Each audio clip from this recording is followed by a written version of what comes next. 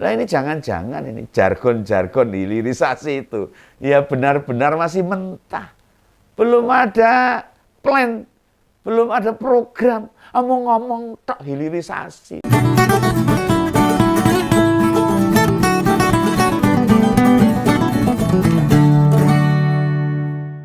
Ini cerita indah tentang hilirisasi atau hasil sumber daya alam kita.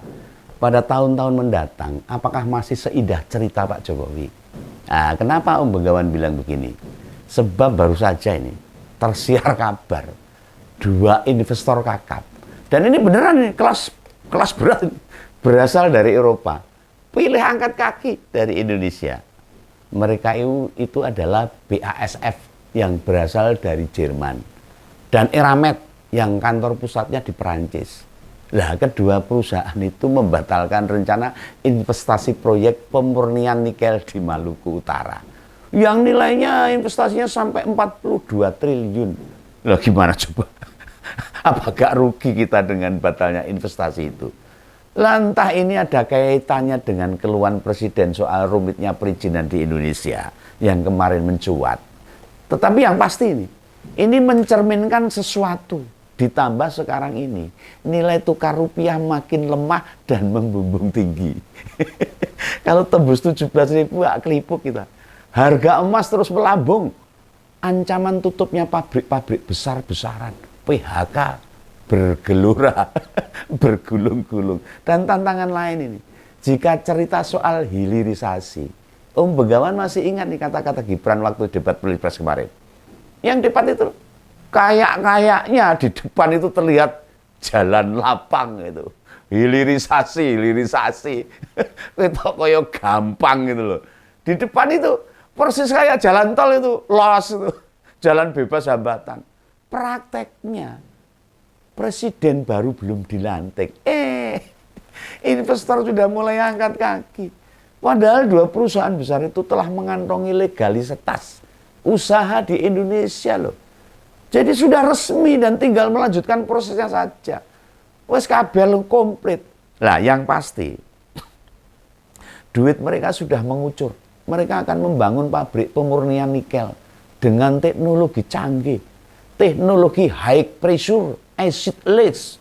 Loh, pembatalan itu dilakukan setelah melakukan evaluasi bisnis mereka. Nah, si BASF ini yang jelas bukan perusahaan kaset loh. Kaset BASF bukan. Soalnya orang-orang jadul dengan BASF pasti ingatannya ke produksi kaset musik itu. BASF ini merupakan perusahaan kimia terbesar di dunia. Dan sedang ekspansi besar-besaran di luar Jerman. Mereka tahu dan menilai dengan jeli di mana negara-negara yang memiliki nikel besar untuk kemudian dijadikan lokasi investasi.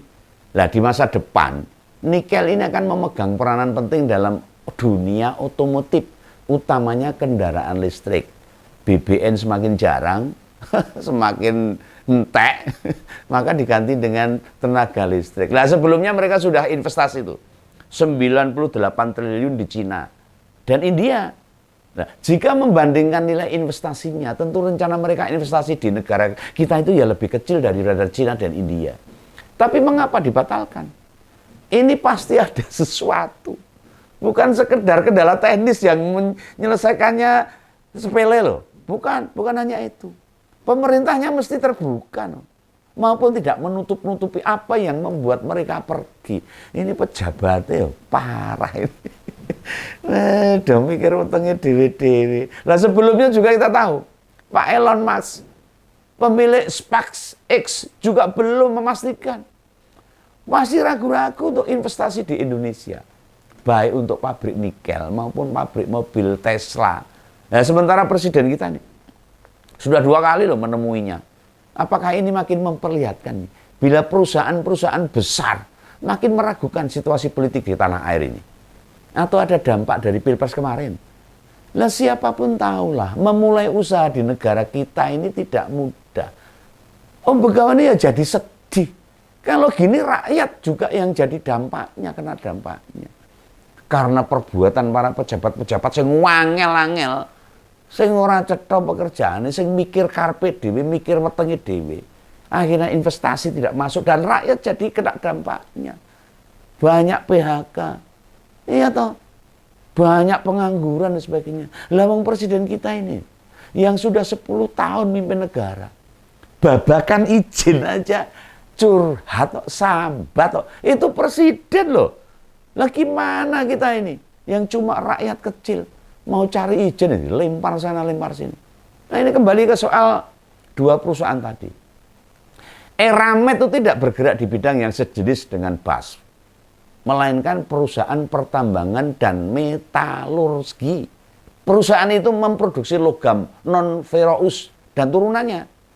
Nah, nikel dan panduan superloli hingga baja khususnya berkinerja tinggi. Banyak itu. Lah seandainya mereka tidak mundur, ini akan jadi posisi yang menguntungkan Indonesia. Masyarakat kena dampak positifnya secara ekonomi. Nah, pembatalan mereka akan diikuti dengan keraguan puluhan perusahaan internasional lainnya untuk berinvestasi di Indonesia. Kan bahaya seperti ini. Lah pemerintah ini khususnya presiden mestinya mengusut dengan tuntas. Faktor terbesar apa yang membuat keduanya menarik diri? Harusnya begitu, harus gercep satset gitu loh. Apakah ada masalah politik? Masalah perizinan yang ruwet, bundet, angel, atau masalah non teknis lain? Atau tidak adanya jaminan pemerintah yang bisa menggaransi. Nah, jika keduanya bakal diutamakan mendapatkan bahan baku utama pada proses produksi, tiwas investasi, bahan produksinya di-ngel-ngel juga, wekah. Jadi karakter bangsa Indonesia itu saya kadang-kadang miris gitu loh, para pejabatnya ini. Aduh, korupsi merajalela dan sebagainya. Oh, Begawan miris ini. Lah iya tuh. Ini misalnya tidak ada garansi, tiwas perusahaannya sudah berdiri. Bila tidak ada jaminan bahan baku tersedia, lagu ngopo? Buat apa beroperasi? Nah ini jangan-jangan ini jargon-jargon hilirisasi itu ya benar-benar masih mentah. Belum ada plan, belum ada program. Ngomong-ngomong tok hilirisasi, teori tok. Belum ada roadmap atau siklus yang pasti. Nah misalnya bahan baku nikel dijamin setiap saat selalu tersedia. Dan mereka bisa terus beroperasi. Ini belum ada jaminan. Ngomong-ngomong tok tuh. Lebihlah gambaran besarnya saja belum ada. Yo BASF atau Eramet pilih mundur dibandingkan meneruskan investasi. Maju ajur jum-jum. Lah tanpa gambaran jelas atau rantai pasokannya itu jelas, tidak ada jaminan. Ya yang terus menggerakkan roda produksi. Ya mereka tidak mau membuang duit besar-besar dengan sia-sia. Atau hilirisasi itu memang masih ilusi atau halusinasi saja. Belum ada pihak yang berani menjamin suplai akan terus tersedia. Atau bisa juga ini mekanisme siklus keamanan lingkungan belum dimiliki oleh pemerintah. Ini banyak ini masalahnya. Pemerintah itu harus segera gerak cepat. Khususnya Pak Presiden. Mumpung masih berkuasa loh Pak sampai Oktober. Lah soalnya pengolahan nikel itu menimbulkan dampak negatif juga loh dalam lingkungan. Di mana perlu skenario jelas pada tata kelolanya. Loh, ini negara-negara maju aja sudah punya semacam prosedur kerja yang baku.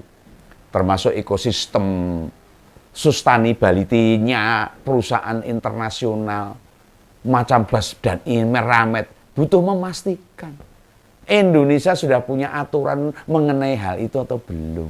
Sehingga ketika mendeliver pabrik, merumuskan mekanismenya kerja, serta pasca produksi, ya sudah bisa disiapkan jauh-jauh hari. Tidak ragu-ragu. Nah ini jangan-jangan pihak pemegang kebijakan tidak mampu untuk menjawab pertanyaan-pertanyaan mereka. Makanya dua perusahaan kelas kakap itu lebih baik mundur. Dan mereka mempertanyakan apa yang diajukan. Hengkangnya dua perusahaan kakap ini harus jadi semacam pelecut pengambil kebijakan. Introspeksi lah. Ini yang menandakan ternyata kita ini belum siap menjalankan hilirisasi. Nah, selama ini pemerintah berbusa-busa. Wah, bicara hilirisasi saya mumplok gitu loh. Kenyataannya di lapangan belum ada apa-apanya. Sumber daya manusianya kita berarti masih belum cakap. belum sigap, belum siap, belum tuntas dalam implementasinya. Lah kata hilirisasi rupanya hanya indah dalam ruang-ruang diskusi, di mimbar-mimbar politik untuk kampanye, pada jualan dukungan, ya toh? Tapi sangat buruk di lapangan. Ya misalnya kita dikontraskan dengan visi hilirisasi ala Jokowi. Dia bagikan layang-layang yang putus benangnya, terbang mengangkasa, terbawa angin, gitu. Dan ikut kemana-mana hembusannya. Layang-layang itu hanya bisa kita lihat saja, tidak bisa kita sentuh. Apalagi kita kendalikan sesuai kemampuan kita. Ciloko lah seperti itu.